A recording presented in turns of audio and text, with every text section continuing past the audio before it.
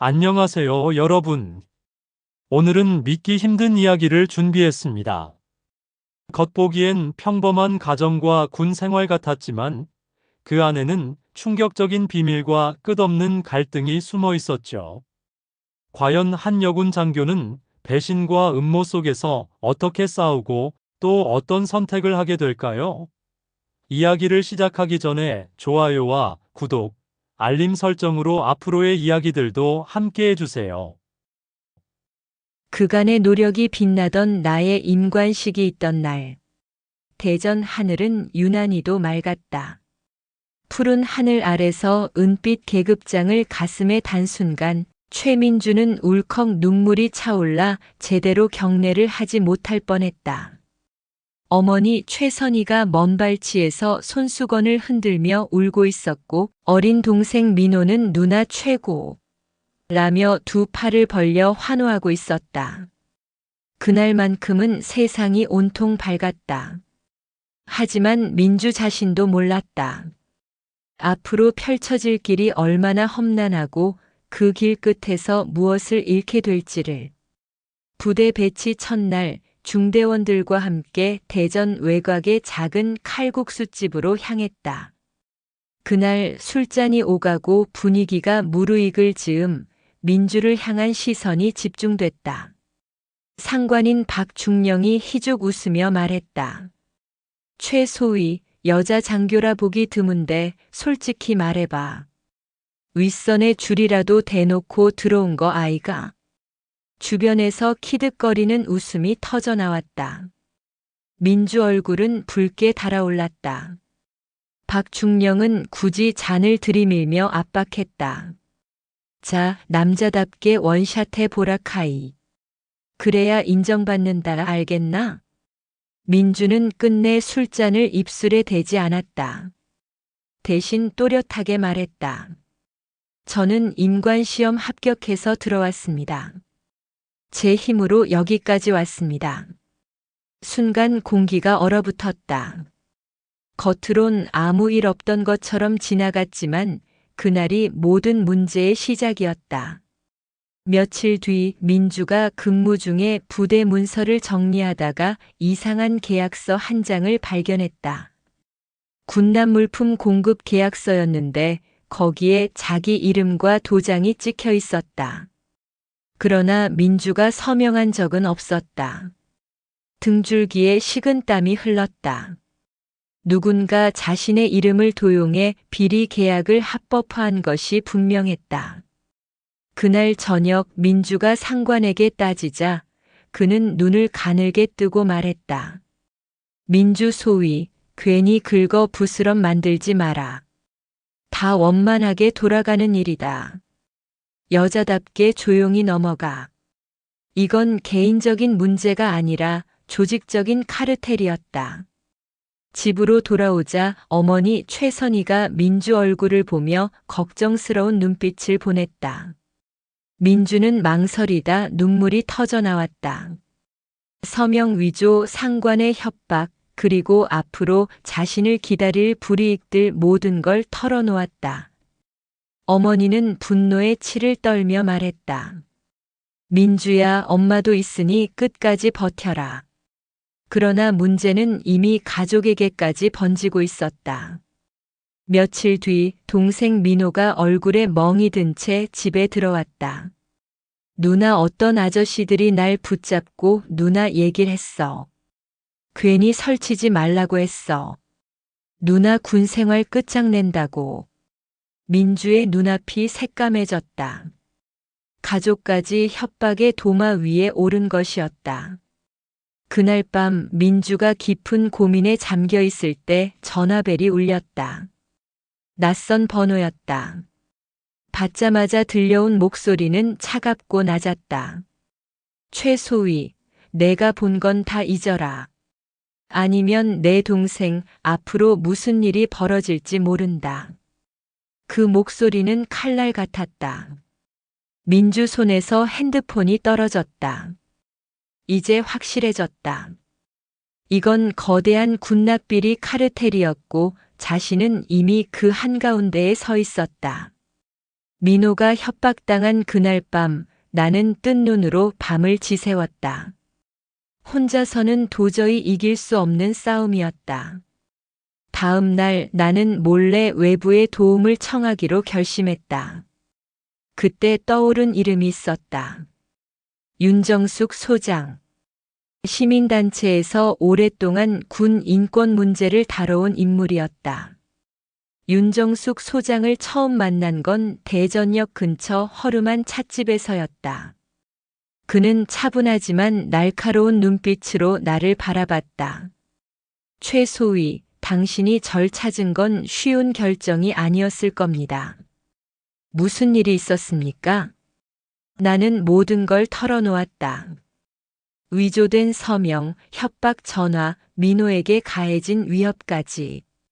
말을 이어갈수록 목소리가 떨렸지만 소장은 끝까지 진지하게 경청했다. 잠시 침묵이 흐른 뒤 그는 낮고 단호하게 말했다. 당신 혼자 싸우면 끝장이에요.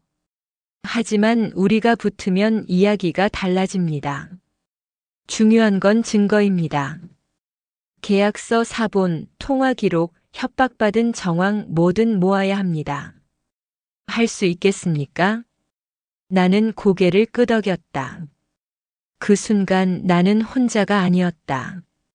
누군가 내 편에 서 있다는 사실이 얼마나 큰 힘이 되는지 그제야 실감했다. 며칠 뒤 부대에서 이상한 소문이 돌기 시작했다. 날 향한 시선은 곱지 않았다. 하지만 나는 의도적으로 담담한 태도를 유지했다. 어느 날 상황은 한층 심각해졌다. 부대 회식이 끝난 늦은 밤 귀가하려는데 검은 승용차 한 대가 내 앞을 가로막았다. 박중령이었다. 술에 취한 듯한 눈빛으로 나를 노려보며 말했다. 민주 소위, 아직도 정신 못 차렸나? 여자 하나 때문에 조직이 흔들리면 그 책임 누가 지을 것 같나? 그는 문득 비열하게 웃으며 속삭였다. 내 동생 참 착하던데. 자칫 잘못하면 사고라도 날 수 있겠지? 피가 거꾸로 솟는 듯 했다. 나는 두려움보다 분노가 더 컸다. 민호에게 손대면 저도 가만히 있지 않겠습니다. 그날의 공포가 오히려 내 결심을 굳게 했다. 끝까지 싸우겠다. 어떤 대가를 치르더라도. 며칠 후 윤정숙 소장이 내게 전화를 걸어왔다. 계약서 위조 정황이 담긴 내부 파일이 확인됐다고 했다. 그걸 외부로 반출하려면 위험을 감수해야 한다고 했지만 나는 단숨에 대답했다. 네, 하겠습니다. 그날 밤 나는 몰래 부대 사무실에 들어가 파일을 USB에 옮겼다. 심장이 쿵쾅거려 손이 떨릴 정도였다. 문득 복도에서 발소리가 들려와 급히 불을 끄고 숨죽여야 했다. 그제야 나는 식은땀에 젖은 손으로 USB를 꼭 쥐었다. 하지만 일이 쉽게 풀릴 리 없었다. 그 주 주말 민호가 또다시 사라졌다. 2시간 뒤 낡은 창고에서 민호를 발견했다. 다행히 큰 부상은 없었지만 그의 손에는 입 닫고 있어라라는 쪽지가 쥐어져 있었다. 민호는 떨리는 목소리로 말했다. 누나, 제발 그만해. 나 때문에 누나까지 망하면 어떡해. 나는 동생을 끌어안으며 속으로 다짐했다. 이제 그만둘 수 없어. 우리가 당한 만큼 반드시 돌려줄 거야. 우리는 계획을 세웠다. 증거의 이중 백업을 만들어 분산 보관하고 외부 언론과 시민단체의 파일을 확보했다는 사실을 사전 익명 통보해 압박을 걸어두고 민간 변호사 1명을 전략팀에 합류시켜 법적 보호막을 준비한다. 윤 소장은 이강현 변호사의 명함을 건넸다. 그는 오래전 군민 간 인권 사건을 수차례 맡아온 인물이었다. 며칠 뒤 우리는 비밀리에 준비한 자료를 언론사 한 곳에 넘겼다. 기자는 처음엔 신중했다가 내가 민호의 쪽지를 보여주자 흔들렸다. 알겠다. 내부 검증만 마치자. 검증 기간 동안 부대 내 분위기는 이상하게 긴장감이 돌았다. 그날 오후 집 앞에 검은 봉투가 놓여 있었다. 열어보니 내 어린 시절 사진과 다음엔 내가 사라질 차례다라는 쪽지였다. 그날 밤 누군가는 창밖에서 발소리를 내며 집을 2번 돌았다. 나는 문을 걸어 잠그고 민호를 꼭 붙잡았다. 새벽 3시 첫 기사가 터졌다. 군납 비리, 내부 문서로 드러난 조직적 조작. 온라인은 곧바로 들끓었다. 내 이름은 철저히 숨겼지만 파장은 상상 이상이었다. 국정감사 현장에는 증인이 소환되었다. 그 과정에서 몇몇 상급자는 자리에서 물러났다. 박중령을 비롯한 일부 가해자들은 교묘한 역공을 시작했다. 그러나 예상 밖의 일이 벌어졌다. 민호의 동기들이 내 편에 서기 시작한 것이다. 그들은 작은 서명 운동을 벌였고 SNS에 자발적으로 우리의 상황을 알리기 시작했다. 우리는 침묵하지 않겠다. 라는 해시태그가 번져나갔다. 시민들의 지지가 모여 공론장을 만들었고 결국 경찰과 군 당국은 공동 수사를 선포했다. 법정 공기는 차갑고 무거웠다. 내 앞자리에 앉아 있는 박중령은 기묘하게 여유로운 표정을 짓고 있었다. 하지만 나는 그날만큼은 절대로 흔들리지 않겠다고 다짐했다. 첫 번째 증거는 계약서 원본이었다. 나는 천천히 파일을 펼치며 설명했다. 이 서류는 2023년 7월에 작성된 군납 계약서입니다. 근데 문서의 메타데이터를 보면 작성 시각이 2024년 2월로 찍혀 있습니다. 이건 조작 흔적입니다. 다음은 녹취록이었다. 스피커에서 쉰 목소리가 흘러나왔다. 대충 맞췄어. 위에서 다 알아서 처리해 줄 거다. 내가 입 열면 다 같이 끝장나는 거야. 그 목소리는 분명 박중령의 것이었다. 방청석에서 웅성거림이 터져 나왔다. 하지만 곧 반격이 들어왔다. 그의 변호사가 자리에서 일어나 소리쳤다. 저 녹취는 편집 가능성이 큽니다. 신뢰할 수 없는 자료예요. 그 순간 누군가 자리에서 벌떡 일어났다. 민호였다. 허위 아냐? 나도 들었어. 직접 내 귀로. 법정 안이 술렁였다. 이미 흐름은 바뀌고 있었다. 재판은 몇 차례 더 이어졌다. 그 과정에서 박중령의 측근들이 하나둘씩 불려나왔다. 처음엔 부인하던 이들도 더 많은 증거와 증언이 쏟아지자 결국 입을 열었다. 위에서 시켜서 한 일이에요. 저희도 어쩔 수 없었습니다. 그 말은 명백한 자백이었다. 마침내 진실이 드러나고 있었다. 그리고 마침내 마지막 재판날. 판사의 입에서 선고가 떨어졌다. 피고인 박모 중령 유죄. 직권남용, 문서 위조 및 협박 혐의가 인정됩니다. 그 순간 법정 안이 숨을 죽였다. 나는 온몸에 힘이 빠져 주저앉을 뻔했지만 민호가 달려와 내 손을 붙잡았다. 우리는 서로를 바라보며 떨리는 목소리로 속삭였다. 이제 끝난 거야. 아니, 끝난 게 아니라 시작이었다. 진실을 밝히는 싸움은 끝났지만 앞으로는 새로운 길을 열어야 했다. 법정을 나서며 나는 하늘을 올려다봤다. 잔뜩 흐린 날씨였지만 구름 사이로 작은 햇빛이 비치고 있었다. 그 빛은 희미했지만 확실히 존재했다. 재판이 끝난 후 며칠 동안 내 몸은 납덩이처럼 무거웠다. 승소했다는 사실이 아직도 실감이 안 났다. 신문과 뉴스는 연일 박중령 사건을 보도했다. 온라인에서는 영웅이라는 단어가 따라붙었다. 하지만 그 말을 들을 때마다 심장이 죄어왔다. 난 그냥 무너지는 사람들을 더는 보고 싶지 않아서 그저 버티며 싸운 것뿐이었다. 사회는 내가 바뀌길 원했다. 기자들은 집 앞에서 기다렸고 시민단체는 강연을 요청했다. 민호가 그런 날 다독였다.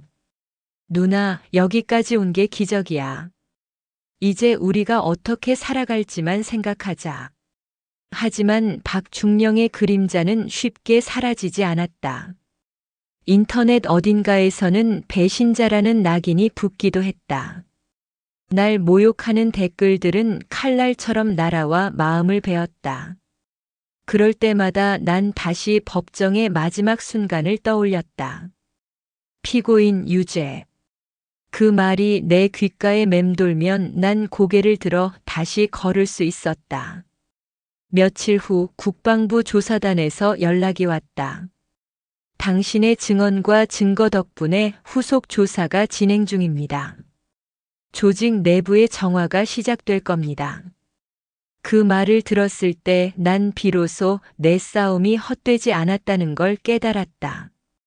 내 작은 목소리가 도미노처럼 번져 더 큰 변화를 만들고 있었던 거다. 난 결심했다. 이젠 도망치지 않겠다고. 내 경험을 이야기하고 또 다른 누군가가 같은 길에서 쓰러지지 않도록 손을 내밀겠다고. 어느 봄날 작은 강연장에 섰다. 내 앞에는 대학생, 사회초년생, 그리고 몇몇 군인들이 앉아 있었다. 난 마이크를 잡고 천천히 말했다. 난 완벽하지 않습니다. 하지만 한 가지는 확실히 알아요. 침묵은 아무것도 바꾸지 못한다는 거예요. 우리가 함께 목소리를 낼 때 무너진 탑은 다시 세워질 수 있어요. 내 말에 청중들이 고개를 끄덕였다. 그리고 그 순간 난 알았다. 내가 겪은 고통은 끝이 아니라 누군가에게 닿아 새로운 시작이 될 수 있다는 걸. 집으로 돌아오는 길 하늘은 구름 하나 없이 맑았다. 난 가만히 눈을 감고 속삭였다. 아버지, 이제는 조금 안심하셔도 돼요. 내가 끝까지 해냈으니까. 시간은 어느새 반년 가까이 흘렀다. 재판이 끝난 뒤 내 삶은 예전과 완전히 달라졌다. 사람들은 여전히 나를 내부 고발자라 부르면서 존경의 눈길을 보내지만 난 그 무게를 조심스럽게 다루려고 애쓰고 있다. 민호는 대학에 갔다. 사회학을 전공하겠다면서 웃더라. 누나가 싸운 이유 나도 배우고 싶어. 세상이 어떻게 돌아가는지 더 알고 싶어. 그 말을 듣는데 목이 메더라. 한때는 세상의 부조리에 짓눌려 무너질까. 두려웠던 애가 이제는 세상을 바꾸고 싶다고 말하는 청년으로 자란 거야. 나도 많이 변했다. 예전엔 언제 무너질지 모르는 벼랑 끝에 서 있는 사람이었다. 근데 지금은 작은 불씨 하나를 품은 사람이다. 그 불씨는 아직 작지만 언젠가 더 많은 사람들과 함께라면 세상을 환하게 밝힐 수 있다고 믿는다. 지금 난 강연자이자 글을 쓰는 사람으로 살고 있다. 밤마다 원고지 위에 펜을 움직이면서 내 과거의 상처를 문장으로 바꾼다. 누군가 내 글을 읽고 나도 버틸 수 있겠다는 용기를 얻는다면 그걸로 충분하다. 어느 날 한 중년 여성이 강연 끝나고 날 붙잡더라. 당신 이야기 덕분에 용기를 얻었어요. 나도 오래된 상처를 꺼내기로 했습니다. 그녀의 떨리는 목소리를 들으면서 깨달았다. 내 싸움은 나 혼자로 끝난 게 아니었구나. 그건 다른 사람들의 싸움으로 이어지고 또 다른 세대의 희망으로 번져가고 있었던 거야. 창밖에는 봄비가 내리고 있었다. 빗방울이 유리창을 두드리면서 새로운 계절을 알리더라. 난 그 빗소리를 들으면서 조용히 웃었다. 그래, 이제는 두렵지 않다. 난 다시 시작할 수 있다. 앞으로의 길은 여전히 쉽지 않겠다. 또 다른 벽과 마주칠 수도 있고 또 상처를 입을 수도 있다. 근데 이제는 안다. 그 모든 고통이 결국 날 더 단단하게 만들고 누군가한테 등불이 될 수 있다는 걸. 난 이제 무너진 과거를 딛고 새로운 계단 위에 서 있다. 그리고 언젠가 더 많은 사람들과 함께 그 계단을 올라갈 거다. 여러분, 오늘 이야기를 끝까지 들어주셔서 감사합니다. 한 사람의 선택과 용기가 얼마나 큰 변화를 만들어내는지 함께 느끼셨나요? 여러분이라면 이런 상황에서 어떤 결정을 내리셨을까요? 댓글로 여러분의 생각을 꼭 남겨주세요. 영상이 마음에 드셨다면 좋아요와 구독, 알림 설정 부탁드립니다. 앞으로도 더 많은 이야기로 찾아뵙겠습니다. 감사합니다.